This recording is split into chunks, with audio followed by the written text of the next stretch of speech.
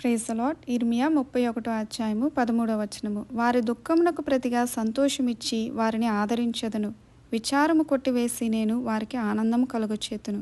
దేవుని వాక్యం ఏం సెలవిస్తుందంటే, దేవుడు మన దుఃఖమునకు ప్రతిగా సంతోషమిస్తారు, అలాగే మనల్ని ఓదారుస్తారు. మన విచారమును కొట్టివేసి ఆనందమును కలుగు చేస్తారు. ఏడ్చుచున్న మీరు ధన్యులు, మీరు నవ్వెదరు. దుఃఖించి మీరు ధన్యులు, మీరు ఓదార్చబడతారు. మనం యోసేపు జీవితాన్ని చూసుకున్నట్లయితే గనక తన యవ్వన ప్రాయంలో అన్నల చేత ద్వేషింపబడి బానిసగా అమ్మివేయబడ్డారు. అయితే ప్రేమించే తండ్రికి దూరమై తల్లి లేక ఎంతో వేదనతో ఉన్న తండ్రి అయిన దేవుడు యోసేపు చేయిని విడిచిపెట్టలేదండి.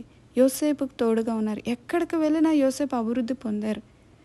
ఏ దేశానికి అమ్మవేయబడ్డారో అదే దేశమునకు ప్రధానిగా దేవుడు చేశారు. అందుకనే తన మొదటి కుమారుడి పేరు మనస్సే అని పెట్టారు. మనస్సే అంటే మరచుట, తన బాధనంతా మర్చిపోయే విధంగా దేవుడు చేశారండి. అలాగే రెండో కుమారుడి పేరు ఎఫ్రాయిం అని పెట్టారు. ఎఫ్రాయిం అంటే అభివృద్ధి లేదా ఫలించుట.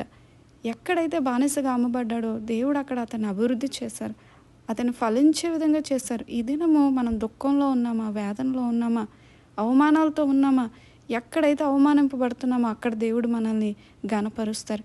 ఎక్కడైతే కృంగిపోయి ఉన్నామో అక్కడే దేవుడు మనల్ని ఫలించే విధంగా చేస్తారు. దేవునికి అసాధ్యమైనది ఏదీ లేదు. మనం నమ్మాలి, కార్యం చూస్తాము. దేవుడు మనల్ని ప్రేమిస్తున్నారు.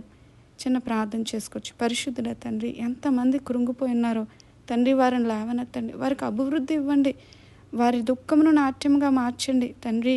వారికి సహాయం చేయమని యేసే పరిశుద్ధ నామములో చిన్ని ప్రార్థన అడుగుచున్నాం పరమ తండ్రి. ఆమెన్. దేవుడు మిమ్మల్ని అభివృద్ధి పరచునుగాక. ఆమెన్.